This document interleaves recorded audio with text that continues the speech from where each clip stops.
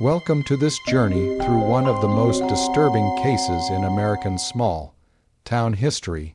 Tell us where you're watching from now, because this story will move you in a way few other accounts can, revealing how evil doesn't always lurk in shadowy alleyways or abandoned warehouses, but sometimes operates in plain sight, behind the facade of respectability and community trust. We're about to delve into a mystery that gripped the heartland of America, where a trusted pillar of Main Street society defied all expectations of human decency and left a legacy so horrifying that the entire nation would be forced to confront an uncomfortable truth. Monsters don't always announce themselves. Sometimes they shave your neck while you sit defenseless in their chair. It was the year 1947. The world was still recovering from the devastation of the Second World War. American soldiers were returning home to ticker tape parades and the promise of normalcy. In small towns across the Midwest, life was returning to its comfortable rhythms: Sunday church services, Friday night high school football, and the daily ritual of men gathering in barber shops to discuss crops, weather, and local gossip. In Plainfield, Wisconsin, the situation was no different. Population 640, 7 souls who knew each other's names, family histories, and secrets. Or so they thought. Main Street in Plainfield was like thousands of other main streets scattered across America. A single paved artery running through the heart of town, lined with modest storefronts whose wooden facades had weathered decades of harsh Wisconsin winters. There was Worden's hardware store, where farmers purchased nails and chicken wire; the general store, where women bought flour and fabric; the post office, where everyone collected mail and exchanged pleasantries. And there, sandwiched between the feed store and a small grocery, stood a barber shop with a striped pole that turned endlessly, beckoning customers with its hypnotic red, white, and blue spiral. The sign above the door read simply, "Thompson's Barber Shop." Inside, the air always smelled of talcum powder, bay rum aftershave, and the faint metallic scent that nobody could quite identify, but everyone attributed to the sharpening of straight razors. Black leather chairs faced large mirrors, their surfaces spotted with age, combs soaked in blue disinfectant solution. Scissors hung from hooks on the wall, their blades catching the light that streamed through the front windows. And there, moving with practiced efficiency between those chairs, was Harold Thompson, 51 years old, thin as a fence post, with receding gray hair combed meticulously to one side, and wire-rimmed spectacles that perpetually slid down his narrow nose.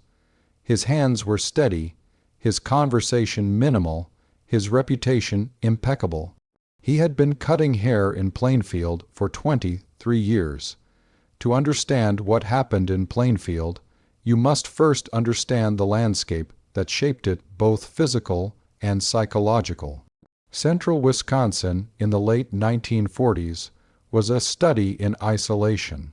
The region was characterized by dense forests of pine and oak, broken occasionally by clearings where German and Norwegian immigrants had carved out family farms generations earlier.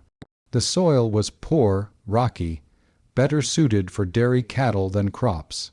Winters were brutal, temperatures plummeting to 20 below zero, winds screaming across flat fields, snow accumulating in drifts that buried fence posts and sometimes entire automobiles. Towns like Plainfield existed as islands in this wilderness. They were self-contained ecosystems where everyone had a role, where reputation was currency, and where secrets were supposed to be impossible to keep. The social fabric was woven tight, perhaps too tight. People attended the same Lutheran church their grandparents had helped build. They shopped at stores owned by families they'd known for generations. They trusted their neighbors implicitly because, in a place where harsh winters could kill, trust wasn't optional. It was community interdependence. It was also a perfect camouflage for predators. Harold Thompson understood this better than anyone. He had arrived in Plainfield in 1924, a young man of 28 with a barber's license earned in Milwaukee and a story about wanting small town life. The previous barber, old Johann Schmidt, had died of a heart attack, leaving the town without anyone to provide haircuts and shaves, a serious problem in an era when personal grooming required professional help. Thompson's arrival was seen as providential. He rented the barbershop space, moved into a small apartment above it, and set about establishing himself as a fixture of Main Street. He joined no social clubs, attended church sporadically, never married. This might have raised eyebrows in a larger community, but in Plainfield, eccentricity was tolerated if you were useful. And Thompson was useful. His haircuts were adequate, his prices fair, his shop open 6 days a week. Men came to his chair and closed their eyes as he draped the cotton cape around their shoulders. They tilted their heads back as he stropped his straight razor on the leather strap hanging from the chair. They felt the cold steel against their exposed throats as he scraped away whiskers with practiced strokes. They were completely vulnerable in that moment. They trusted him absolutely. What they didn't know, what they couldn't know, was that Harold Thompson wasn't just cutting hair. He was studying anatomy, learning angles, perfecting technique. And late at night, when Main Street was dark and silent, he was indulging appetites that would have been incomprehensible to his customers.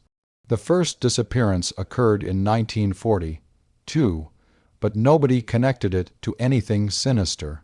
Thomas Brennan was a drifter, 43 years old, with no family and few friends. He had been working seasonal jobs on farms around Plainfield for several months when he simply vanished one autumn evening. His landlady at the boarding house reported that he'd left his few possessions behind, including $3 in cash, an amount no truly transient man would abandon. The county sheriff, a man named Walter Hargrove, made perfunctory inquiries. Drifters drifted. It was their nature. Brennan had probably moved on to the next town, the next job, the next temporary bed. The case, such as it was, remained open but inactive. Nobody thought to question why Thomas Brennan's last known location had been Thompson's barbershop, where he'd gone for a shave late on a Wednesday afternoon. 2 years passed. In 1944, with the war consuming the nation's attention and Plainfield's young men serving overseas, another disappearance occurred. Samuel Kovach, a retired railroad worker living alone on the outskirts of town, failed to appear at church for 3 consecutive Sundays. When concerned neighbors finally checked his small house, they found it empty but undisturbed. Kovach's automobile was still in the barn. His checkbook showed no recent withdrawals. His clothes hung in the closet. He had simply ceased to exist. Sheriff Hargrove investigated more thoroughly this time, troubled by the completeness of Kovach's vanishing. But with no evidence of foul play, no blood, no signs of struggle, and no body, there was nothing to investigate. The prevailing theory became that Kovach, lonely and perhaps suffering from dementia, had wandered into the surrounding forest and succumbed to the elements. Search parties combed the woods for weeks. They found nothing. What they didn't know was that Samuel Kovach had mentioned to several people that he planned to visit Thompson's barbershop the morning he disappeared. He'd wanted to look presentable for his nephew's funeral in Milwaukee. The nephew had died at Normandy Beach. Kovach never made it to that funeral. The pattern continued, slowly, carefully, with years between disappearances, enough time for memories to fade, for connections to remain unmade. In 1946, Robert Marsh, a traveling salesman who had been staying at Plainfield's only hotel, vanished. His car was found abandoned on a country road, keys still in the ignition, sample cases of kitchen, ware still in the trunk. Hargrove suspected robbery gone wrong, but again, no body surfaced. By now, some of the older residents were beginning to whisper about curses and bad luck. Plainfield was getting a reputation as a place where people disappeared, but these were unsophisticated times in unsophisticated places. The concept of a serial predator operating in their midst was literally inconceivable to them. Such things happened in Chicago, in New York, not in towns where everyone knew everyone, and certainly not at the hands of someone as unremarkable as Harold Thompson, who continued cutting hair 6 days a week, speaking rarely, keeping to himself, bothering no one. Or so it appeared. The case that would finally unravel Thompson's carefully constructed facade began not with a disappearance, but with a discovery. It was October 1947. A group of teenage boys, James Collier, 15, and his younger brother Michael, 13, along with their friend Edward Walsh, 14, were exploring an abandoned limestone quarry 3 miles west of Plainfield. The quarry had been inactive since 1938, its bottom filled with stagnant water that reflected the gray autumn sky like a mirror. The boys were looking for adventure, perhaps hoping to find old equipment they could salvage or hidden corners where previous generations had carved their names into stone. What they found instead would haunt them for the rest of their lives.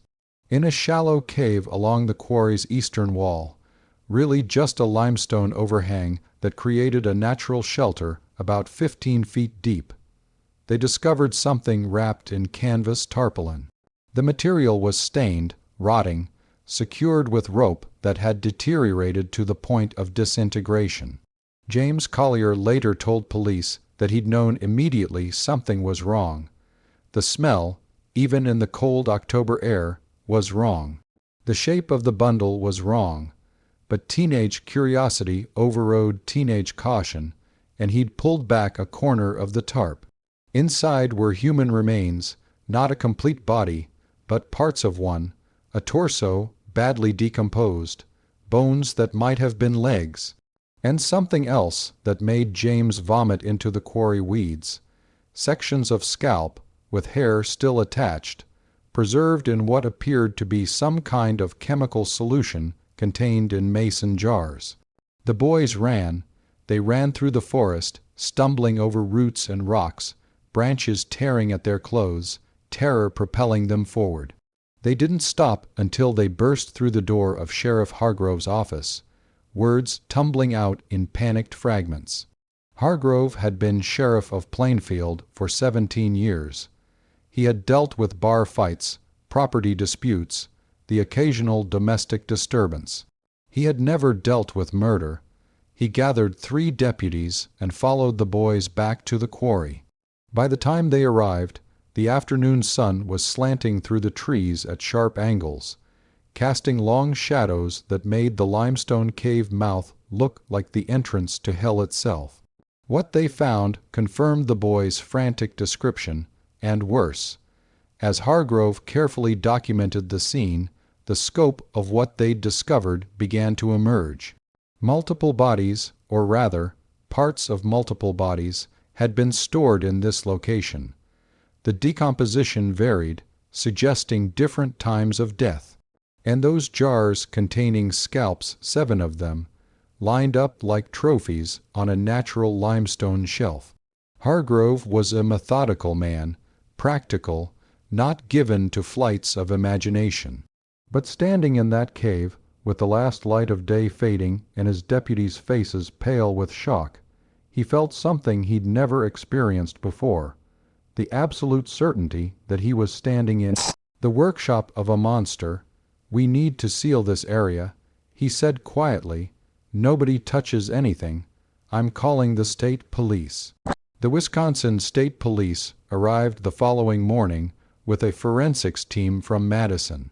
What had been a sleepy rural county suddenly became the center of the most intensive criminal investigation the state had seen in decades. Dr. Frederick Chen, the state's chief medical examiner, spent 3 days at the quarry cave, carefully cataloging and removing evidence. His preliminary report was shocking. Remains from at least 5 different individuals, ranging in decomposition from several months to potentially 5 years. All appeared to be adult males.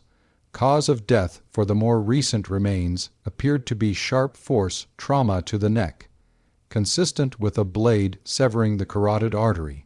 The scalps were even more disturbing. They had been carefully removed post-mortem, preserved in formaldehyde solution, and stored with what Dr.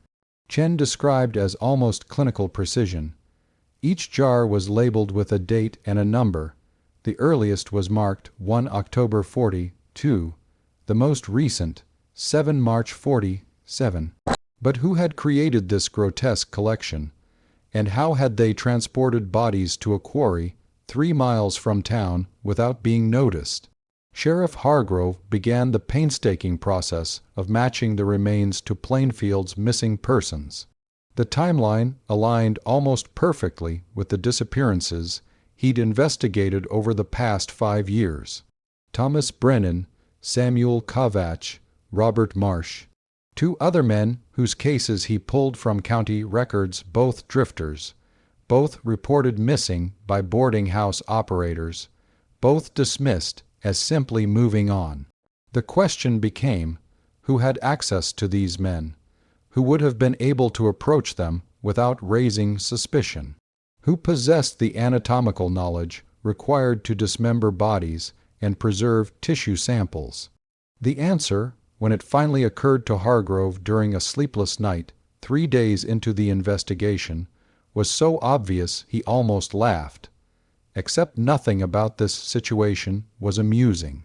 A barber, someone who worked with sharp blades every day, someone who understood the anatomy of the neck, the skull, the major blood vessels, someone whose shop provided the perfect opportunity for isolated contact with potential victims, someone who could invite a customer to stay after hours for a special appointment without raising any suspicion. Someone like Harold Thompson. Hargrove sat at his desk in the Preed, on darkness, watching snow beginning to fall outside his office window, and felt pieces clicking into place with horrible clarity. Thompson had been in Plainfield the entire time frame of the disappearances. Thompson's barber shop was within walking distance of where 3 of the victims had last been seen. Thompson had the knowledge, the opportunity, the access, but suspicion wasn't evidence. Hargrove needed proof. He began discreetly asking questions. Had anyone noticed Thompson with a vehicle capable of transporting heavy loads? The barber didn't own an automobile, but Hargrove learned that Thompson occasionally borrowed a truck from the feed store owner for errands. Had anyone seen Thompson outside of town?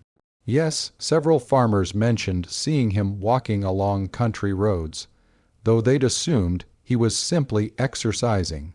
Had anyone been inside Thompson's living quarters above the barber shop? No. In 23 years, Thompson had never invited anyone upstairs. On November 4, 1947, Sheriff Hargrove obtained a search warrant for Thompson's barber shop and living quarters.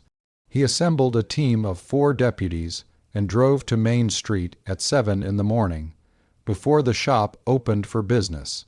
Thompson answered the door in his undershirt and suspenders, hair uncombed, glasses crooked on his face. He looked at the warrant without expression. "Is this about the quarry?" he asked calmly. It was the first indication that he knew, that he'd been waiting, that perhaps, on some level, he wanted to be caught. "We need to search your premises, Mr. Thompson," Hargrove said. Thompson stepped aside without protest. "The shop is down here. My living quarters are upstairs. I suppose you'll want to see both." The barber shop itself revealed nothing immediately suspicious. Hargrove's deputies searched methodically, opening drawers, examining bottles, checking behind mirrors. Standard barbering equipment, nothing more. But when they climbed the narrow stairs to Thompson's apartment, the atmosphere changed. The living quarters consisted of 3 rooms, a small kitchen, a bedroom, and what should have been a sitting room, but had been converted into something else entirely. Thompson stood in the doorway, watching impassively as the deputies entered this final space. Deputy Frank Morrison later described what he saw as a museum of death. The room had no furniture except for a wooden worktable positioned beneath the single window. On this table sat more mason jars, at least 15 of them, each containing preserved tissue samples. But these weren't just scalps. There were fingers, ears, sections of tattooed skin, small bones that might have been from hands or feet. The walls were covered with photographs. Some showed Thompson posing beside freshly dug graves in what appeared to be a cemetery. Others showed his barbershop chair from unusual angles. A few showed men in the chair, customers, presumably, but their faces had been crossed out with red ink. In the corner of the room stood a locked wooden cabinet. When Hargrove forced it open, he found the complete documentation of Thompson's activities. A journal spanning 5 years, written in precise, almost clinical language. Each entry detailed an encounter with a victim, how Thompson had selected them, how he'd convinced them to return to the shop after hours, how he'd killed them, and how he'd disposed of their remains. The quarry cave was only one disposal site. The journal referenced others: old wells, septic systems of abandoned farmhouses, even the foundation of a barn that was being constructed during the summer of '45. Thompson had been remarkably careful, scattering remains across miles of countryside, ensuring that no single location would reveal the scope of his activities. But the scalps, those he kept. The journal explained why, in Thompson's own words, the hair is the crown of the body. It's the only part that continues to grow after death, or so people believe, though this is medically false. But the symbolism persists. By keeping this portion, I preserve their vitality, their essence. Each one is a reminder that I held ultimate power over another human life. That moment when the blade parts skin, when the blood flows warm, when the body goes still, that's when I feel most alive. Sheriff Hargrove, reading those words, felt his stomach turn. This wasn't a crime of passion or desperation. This was methodical predation spanning years, committed by someone who experienced pleasure in the act of killing. The journal revealed 7 victims by name, matching the jars from the quarry, but the additional specimens in Thompson's apartment suggested the actual count might be higher. Some entries were coded, referencing the one from the train, or the veteran, without providing identifying details. Thompson was arrested without resistance. As deputies led him down the stairs and into the bright November morning, a small crowd had gathered on Main Street. People who had known him for more than 2 decades stood in silent shock as he was placed in handcuffs and loaded into Hargrove's vehicle. Mrs. Eleanor Worden, who owned the hardware store, would later say, "He looked so ordinary, so harmless. I'd known him for 20 years and never seen anything that suggested this. How is that possible? How can someone hide that kind of evil so completely?" It was the question everyone in Plainfield was asking. The trial of Harold Thompson began on February 3, 1948, in the county courthouse in Wautoma, the larger town 15 miles from Plainfield. The venue had been moved due to concerns about finding an impartial jury in Plainfield itself. Everyone there either knew Thompson personally or knew someone who'd been in his chair. The prosecution, led by District Attorney Mitchell Kensington, presented a methodical case built on physical evidence, Thompson's journal, and the testimony of experts. Dr. Chen testified about the remains found at the quarry, definitively matching them to missing persons through dental records, and, in one case, a distinctive surgical scar. A handwriting expert confirmed that the journal was written in Thompson's hand. Psychiatrists who had examined Thompson testified about his psychological state, diagnosing him as a psychopathic personality with no capacity for empathy or remorse. Thompson's defense attorney, a court-appointed lawyer named Gerald Brewster, attempted to argue insanity. He brought in his own psychiatrists who claimed that Thompson's actions were the result of a delusional state, that he couldn't distinguish right from wrong, that his calm demeanor was actually evidence of mental illness rather than calculated predation. The jury wasn't convinced. Thompson himself was called to testify against his lawyer's advice. He took the stand wearing the same suit he'd worn to operate his barber shop, gray wool, slightly worn, meticulously pressed. He answered questions in the same quiet, monotone voice his customers had heard for 23 years. When asked why he'd killed these men, he considered the question for a long moment, then replied, "I enjoyed it. The control, the intimacy of the act. In my shop, men trusted me with their lives. Every day, though they didn't think of it that way. They closed their eyes and let me hold razor blades to their throats. I wanted to know what it felt like to complete that implicit transaction, to actually take what they were unconsciously offering." The courtroom was silent. Several jury members looked physically ill. "Did you feel remorse?" the prosecutor asked. "No." Thompson answered simply, "They were already dead the moment they sat in my chair. I just hadn't acted on it yet." The jury deliberated for less than 3 hours. They returned with verdicts of guilty on 5 counts of first-degree murder, the only cases where remains could be definitively identified and matched to Thompson's journal entries. The judge, a stern woman named Margaret Collinson, sentenced him to death by electric chair. Thompson received the sentence without visible emotion.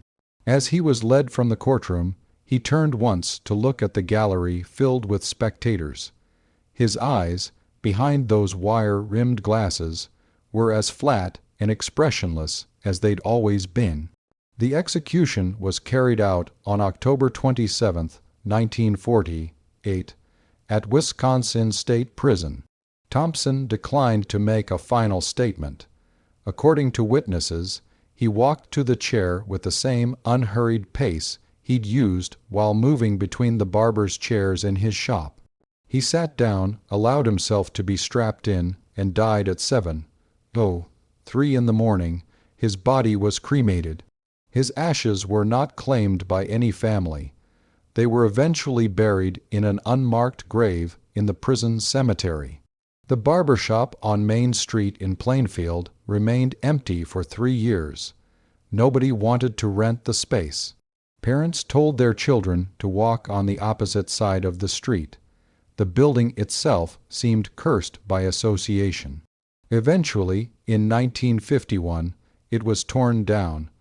A small park was built on the site, a gesture toward erasing the physical reminder of what had happened there. But memories don't demolish as easily as buildings.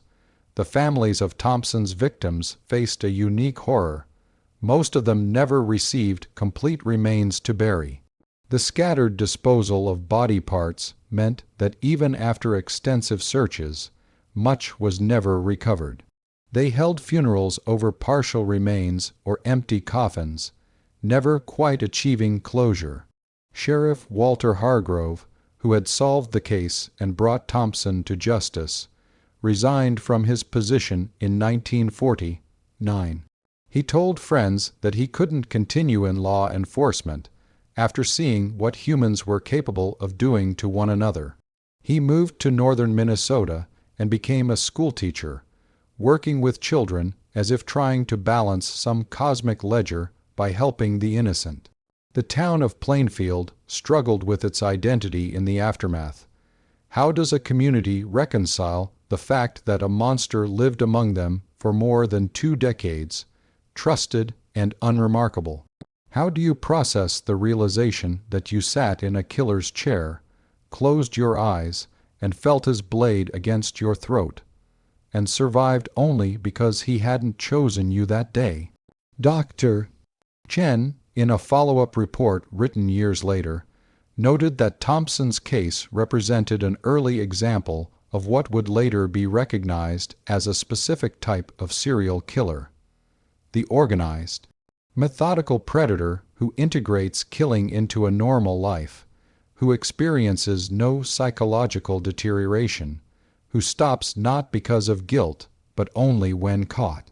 Thompson wasn't insane by any legal or medical definition. He simply lacked the basic human capacity for empathy that prevents most of us from harming others. Thompson understood that his actions were wrong. Dr. Chen wrote, "He knew society would punish him if discovered. He simply didn't care. The pleasure he derived from killing outweighed any moral or legal concerns. He was, in the truest sense, a psychopath, and a reminder that such individuals can function in society undetected for years, even decades." The story of Harold Thompson forces us to confront uncomfortable truths about trust, about community, about the masks people wear. We want to believe that evil announces itself, that monsters look monstrous, that we would recognize danger if it sat across from us at dinner or stood behind us with a razor in hand. But Thompson looked like everyone else. He spoke quietly, worked diligently, paid his rent on time. He existed in plain sight, hiding nothing because there was nothing obvious to hide. His predation was patient, selective, spread across years. He understood that in small communities, familiarity breeds not contempt but trust, and he weaponized that trust with devastating efficiency. The question that haunted Plainfield, and perhaps should haunt all of us, is this: how many others like Thompson exist? How many people walk among us with that same emptiness behind their eyes, that same capacity for calculated violence, waiting for opportunity? We can't know. That's the terror of it. The story of Harold Thompson remains a disturbing reminder that evil doesn't always shout. Sometimes it whispers. Sometimes it wears wire-rimmed glasses and asks if you'd like anything off the top. Sometimes it lives on Main Street, in the heart of community life, trusted by everyone, known by no one. But questions remain. The journal referenced victims that were never identified, coded entries that couldn't be deciphered. Thompson took those secrets to his grave, or rather, to his unmarked burial plot. Families still search county records, hoping to find mention of a missing relative from that era, hoping to finally understand what happened to a father or brother or son who vanished into the Wisconsin countryside and never returned. To this day, the town of Plainfield population, now just under 600, struggles with its past. The park where Thompson's barbershop once stood is rarely used. Local historians mention the case reluctantly, if at all. It's a wound that hasn't fully healed, perhaps because the injuries go deeper than physical violence. Thompson violated something fundamental, the basic contract of civilized society that says we can trust the people we know, the people who provide services, the people we sit with while we're vulnerable.